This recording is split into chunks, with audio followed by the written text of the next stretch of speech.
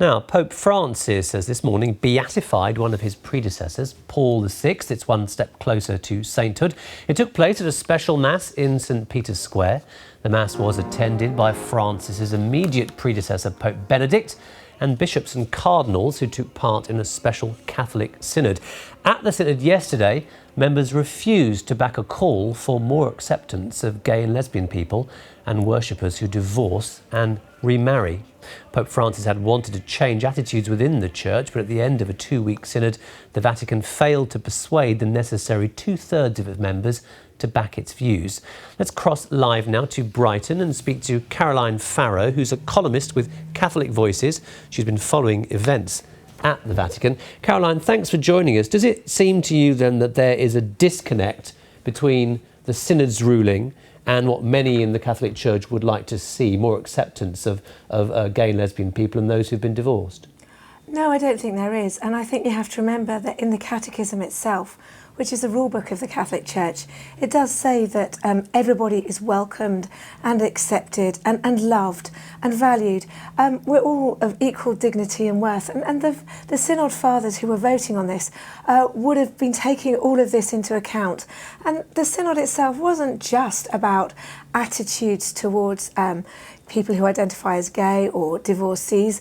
It was to do with evangelisation of the family. That was in the title of the Synod itself. And it was concerned with all of the different issues which affect families throughout the globe, homosexuality and divorce being just two of them, of course. Nevertheless, there does seem to be a disconnect between the Synod's ruling and what Pope Francis wants. I'm not sure that there is actually. Pope Francis wanted a free and frank and open debate and change of views. Pope Francis has many times himself said, I am a loyal son of the Church. And in his speech yesterday, which got a 4.5-minute standing ovation, he said, we have to be sure, we have to be careful that we're not masters of doctrine, which means we can't change it. The Catholic Church believes that core teachings that were given to us are not up for debate. What has been up for debate is pastoral practice, i.e. the way in which we present and apply those teachings to everyone to ensure that people are welcomed and they know that they're loved, but at the same time not compromising on the core values that the Catholic Church teaches. But that seems to be exactly what's happening, not changing, not compromising. I mean, by voting down this move to accept more gay people, the Catholic Church doesn't seem to be more accepting, does it? It seems to be saying, as you said, that doctrine can't be changed, when in actual fact it should be able to be interpreted. Well, doctrine was never up for change. That was always a misconception. And you have to remember that when doctrine is developed, it's always organic. It's always in synthesis with what has gone before. So it can never change. It won't ever do a volte-face. But in terms of development, it's sort of how we understand these things. And there has been nothing that would indicate that the Church needs to change her core teaching about marriage, that it's an unbreakable bond, and it's between a man and a woman.